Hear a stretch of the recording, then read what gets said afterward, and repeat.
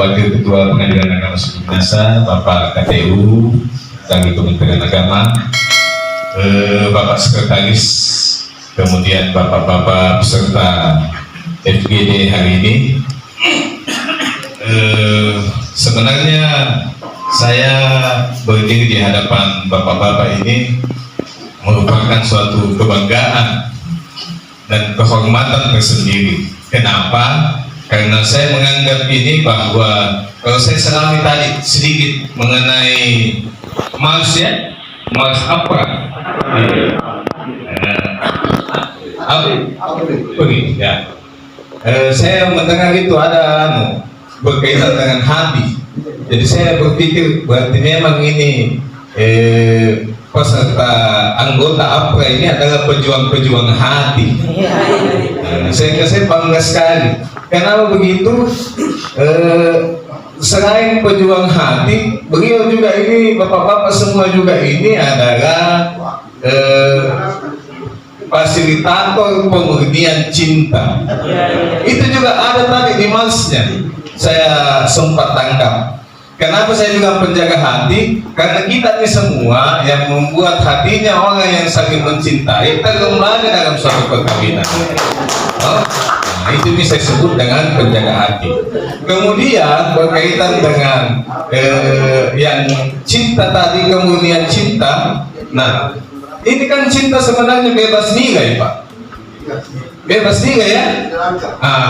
Tapi kalau di tangan penghulu, cinta itu menjadi murni kembali dengan lahirnya lembaga perkawinan. Tetapi kalau tidak di tangannya penghulu, dia menjadi sesuatu yang kita haramkan bersama. Jadi makanya itu kita berbangga ada di hadapan bapak-bapak. Baik, bapak-bapak sekalian, oleh Bapak Ketua saya diberikan amanah untuk membawakan prosedur penerimaan dan penyelesaian perkara. Akan tetapi saya ingin terlebih dahulu menyatakan bahwa saya tidak akan masuk lebih banyak kepada substansi perkaranya. Saya hanya bicara prosedur. Kenapa? Karena terus terang saja ini dengan keterbatasan sumber daya yang diberi di pengadilan Mahkamah Agung, tentu banyak program-programnya yang tidak sampai di masyarakat. Siapa yang bisa menyampaikan? Tentu orang yang dekat dengan masyarakat. Siapa itu? Kita bisa semua bapak-bapak. Superhero-nya masyarakat kalau bilang anak-anak sekarang. Kenapa? Setiap permasalahannya masyarakat pasti larinya ke penghulu. Mau bikin silsilah, saya lihat ada juga tantangannya penghulu. Mau bikin apa penghulu? Berarti memang ini penghulu ada di hatinya masyarakat. Garda terdepan dari masyarakat. Apalagi kalau memang mau kawin pasti ke penghulu. Selesai toh. Jadi saya hanya akan membahas prosedur penerimaan dan hal-hal berkaitan dengan itu. Ya, selanjutnya. Next. Nah, pertama saya mau bicara tentang asasnya orang berperkara di pengadilan. Sederhana, cepat, dan biaya ringan. Jadi ini faktor utama kita berperkara di pengadilan. Sederhana, cepat, dan biaya ringan. Jadi kalau kita mudah-mudahan juga dalam perspektif perkawinan juga nanti bisa begini. Sederhana juga perkawinannya, cepat, dan biaya ringan. Gratis. Gratis kalau di KUA. Tetapi yang penting yang poin cepatnya ini jangan terjadi di malam pertama. Kalau di malam pertama harus lama. Oke ya, jadi orang berperkara di pengadilan ini ada 3 asas utama: sederhana, cepat, dan biaya ringan. Next. Nah, sekarang kita bicara tentang program atau layanan Pengadilan Agama Suku Minasa berkaitan pendaftaran dan penyelesaian perkara. Satu, layanan intermezzo. Nah, layanan intermezzo ini Bapak adalah layanan informasi terpadu melalui Zoom. Apa itu? Ini Pak adalah aplikasi yang memungkinkan orang untuk mengakses informasi dari luar pengadilan. Kalau bapak-bapak ada di Lombok Bulu, bapak-bapak ada di Belimbulu, ada di Malakari,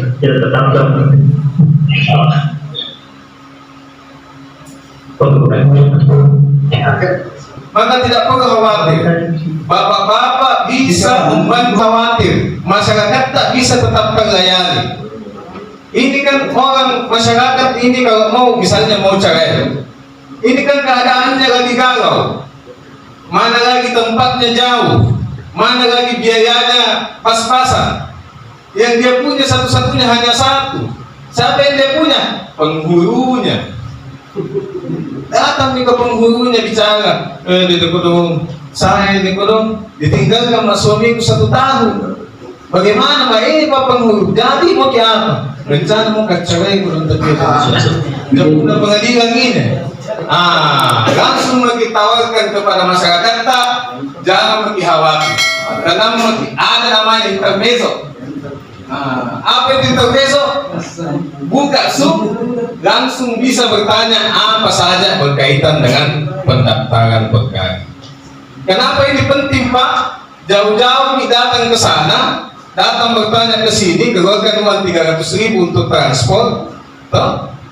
Kita cuma tanya apa-apa persyaratannya orang mengajukan cerai. Nah jawab orang di sini, cukup bawa buku nikah Pak.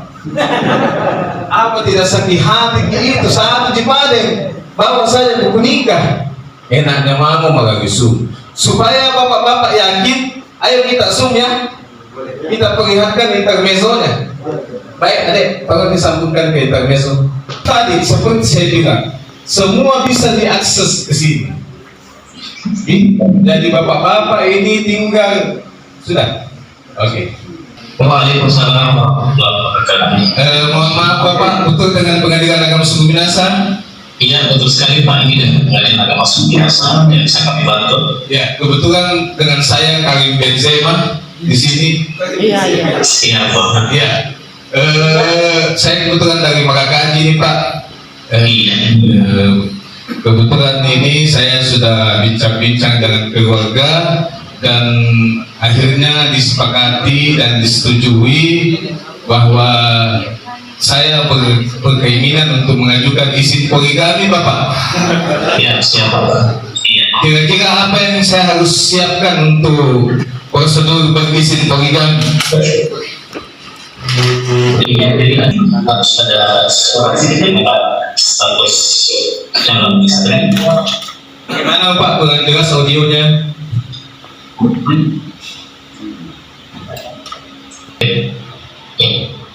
Satunya itu Pak, harus ada surat keterangan status calon istri Ya. dari desa atau kelurahan. Ya. Bila belum pernah menikah, tapi apabila pernah terjadi perceraian harus dilampirkan cerai.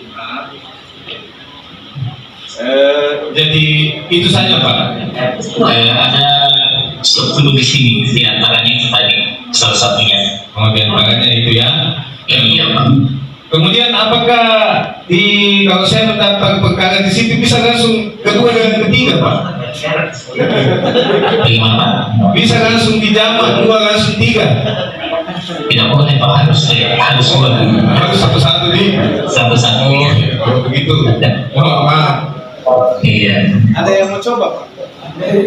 Pak, tanyakan tentang izin poligami. Silakan. Apakah tidak perlu ada persetujuan dari istri pertama, Pak?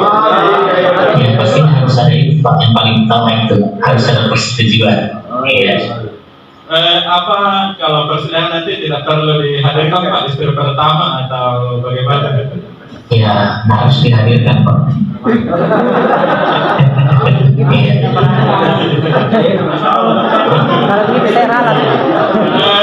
Terus yang kedua Pak, bagaimana kalau seumpama ada warga sudah bentuk filmadi, sudah bentuk lampau, istilahnya sudah terjadi pernikahannya, baru mau berbohong untuk mendapatkan izin poligami. Iya, jadi jelas dari awal kita sudah tolak itu Pak, karena harusnya itu dia harus ngomong dulu.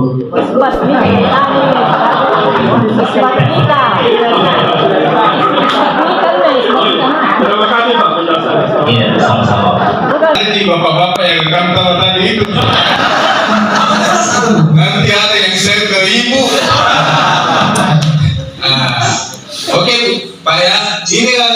intermezzo persembahan dari Pengadilan Agama Suku Minahasa untuk masyarakat luas. Ya, next. Linknya. Ke slide berikutnya deh.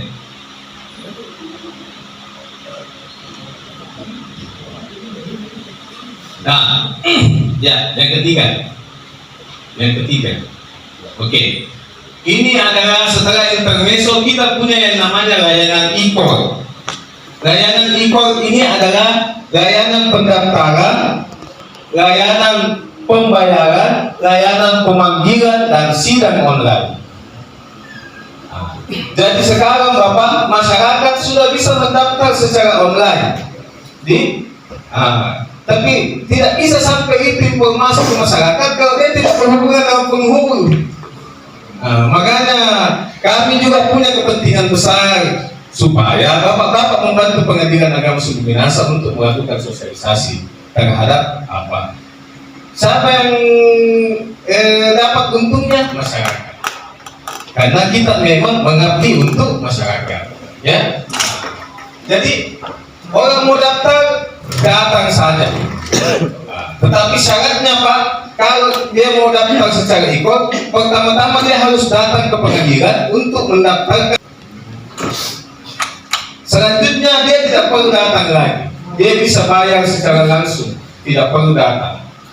Dia dipanggil juga Pak, tidak lagi dipanggil manual, langsung dikirim ke akun emailnya. Bayangkan. Apa akibatnya itu? Akibatnya nanti berkurang biaya perkaranya, karena tidak ada biaya panggilan. Karena ini biaya panggilan Pak, mau dihapus. Jadi susah tuh ikut jursi tata, setengah mati kodon memanggil di gunung. Iya. Nah kita tahu perjalanan ke gunung itu, makanya saya itu agak enggan berjalan ke gunung.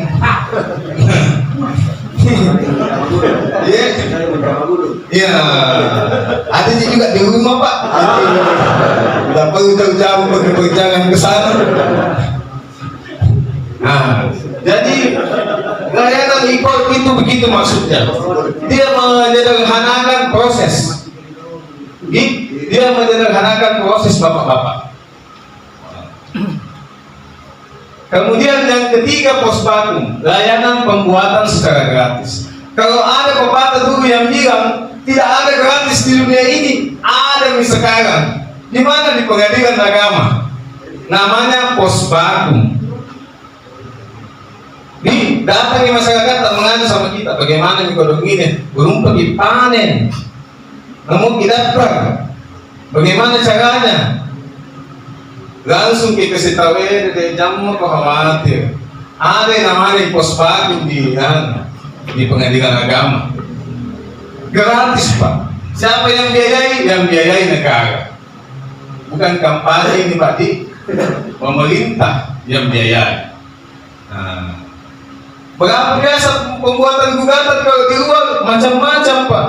Bisa sampai 250.000, bisa sampai 500.000, bisa sampai 1 juta, tergantung orang yang buatkan mau sebut berapa. Tidak bisa juga dilarang kalau orang bilang toh, namanya orang jual jasa. Sekarang semuanya terjawab di Pengadilan Agama, gratis. Kemudian yang keempat, layanan e-litigasi. E-litigasi ini adalah keberlanjutan dari layanan e-court. Dia layanan persidangan secara online. Jadi sekarang Pak, kalau sidang tidak perlu datang ke pengadilan. Kalau misalnya sengketanya mengenai harta bersama, kita cukup menjawab melalui email. Kita jawab, dia sanggah. Kita jawab lagi, dia sanggah lagi. Bisa. Pembuktian juga bisa juga melalui online. Misalnya saksita ada di sana, ada tong pekerjaannya atau di situ tidak bisa ditinggalkan. Karena kalau tempo puluh ke sini berapa jam Pak? 5 jam toh? Supaya saksita kalau tidak habis percuma waktunya, bisa diperiksa dari sana. Belum. Yang bisa adalah apabila dia ada di luar kota. Misalnya saksi tak di Makassar atau di Palopo, maka bisa minta bantuan ke Pengadilan Agama Palopo menghadirkan itu saksi tak, nanti disidang di Palopo. Tidak perlu datang ke Goa. Iya, begitu. Sebegitu mudahnya orang berperkara. Tetapi saya tidak ada untuk berperkara. Sebaiknya jangan. Cuma akses untuk mendapatkan keadilan, akses to justice itu sudah sangat mudah. Baik, selanjutnya next. Nah, sekarang manfaat semua program yang saya sebutkan tadi. Sebagaimana tadi saya buka ini materi dengan menyatakan bahwa asas dari berperkara di pengadilan itu adalah sederhana, cepat, dan biaya ringan. Inilah manfaat-manfaat programnya. Satu, memangkas jarak. Bayangkan bagi tadi kalau dari Merakati kalau mau ke sini, so setengah mati. Tapi dengan adanya intermezzo, adanya e-call, adanya mitigasi, semua bisa tertangani. Dua, mempersingkat waktu. 5 jam dari Tompo Bulu, berarti 10 jam PP. Hanya selesai dalam 10 menit lewat intermezzo. Berapa untung tak itu? Kalau 10 jam itu dipakai untuk main PS itu deh, bisa sampai atau dipakai untuk pergi cari-cari nafkah yang lain, lebih bermanfaat kan? Karena kita hanya bisa 10 menit untuk mendapatkan informasi. Kemudian meminimalisir biaya, jelas sekali ini. Bayangkan kalau perjalanan 5 jam itu berarti dia butuh kira-kira 150.000 barangkali biaya transportnya minimal. Berarti PP 300. Itu sudah meminimalisir biaya. Tidak ada biaya yang keluar kecuali kuota. Dan tidak seberapa juga kuotanya. Kalau masyarakat tak sudah melek teknologi, pasti dia punya handphone. Kalau berumpi, berarti kita mampu bersedekah kepada masyarakat, kesepinjam mabeta. Yang keempat, menghindari calo. Ini banyak juga calo-calo yang langsung datang ke sini sebagai penghubung. Padahal sebenarnya tidak butuh. Dia juga datang ke sini tidak bisa apa-apa. Karena harus yang bersangkutan. Tetapi dia menjual jasa yang sebenarnya tidak perlu. Olehnya itu kita membuat program ini demi untuk masyarakat. Next. Nah, sekarang ada juga program layanan di luar kantor Pengadilan Agama Sungguh Minasa. Sidang keliling. Seperti yang disinggung tadi Bapak Ketua. Kita bisa kerjasama, Pak. Kerjasamanya di bidang apa? Kita datang di masyarakat yang mau sidang keliling, ada beberapa orang konsultasi ke Pengadilan Agama lewat WA, lewat intermezzo, lewat apa? Langsung kita berangkat ke sana. Dan ini alhamdulillah sudah berjalan dengan kerjasama yang baik dengan bapak-bapak KUA dan bapak-bapak penghulu. Mudah-mudahan bisa berlanjut. Tadi disampaikan oleh Bapak Ketua masih ada sisa. Mohon untuk dimanfaatkan supaya masyarakat juga bisa mendapatkan kemanfaatan dari anggaran negara. Kemudian sidang terpadu. Ya, sidang terpadu ini Pak berkaitan dengan kerjasama dengan KUA, Kemenak, dan catatan sipil. Maksudnya apa? Supaya semua langsung terintegrasi. Muncul akte nikahnya, muncul juga kartu keluarga, muncul juga akte kelahirannya. Kalau kita terpadu dengan catatan sipil, itu. Kemudian yang kedua, planning, pelayanan keliling bagi masyarakat berkebutuhan khusus seperti lansia, ibu hamil, orang sakit, dan penyandang disabilitas. Ini tadi yang saya maksud Pak. Kalau misalnya ada saksi tak yang sakit, dia digodong sendiri yang tahu ini peristiwa yang mau dibuktikan, maka bisa bermohon ke pengadilan. Nanti pengadilan datangi di sana untuk diperiksa saksinya. Kalau memang sakitnya sakit parah, Kalau macam Palu Kudus tidak di cover Pak Ibu. Nanti betul-betul aksesnya tidak bisa. Next. Oh, kalau begitu sudah, terima kasih. Terima kasih Bapak Ibu sekalian. Mohon maaf apabila ada penyampaian yang kurang berkenan. Kadang-kadang memang ini mulut tidak bisa ditahan Pak. Jadi mohon pengertiannya saja. Tentu saya sangat berbahagia bisa berbagi dengan Bapak-Bapak sekalian. Saya yakin dan percaya sesungguhnya apa yang kami sampaikan itu Bapak-Bapak juga sudah tahu. Apalagi yang memang backgroundnya dari agama. Jadi ini hanya sekedar sarana untuk silaturahim bersama Bapak-Bapak. Saya kira demikian. Mohon maaf Pak Ketua, Bu Hakim, Assalamualaikum warahmatullahi wabarakatuh.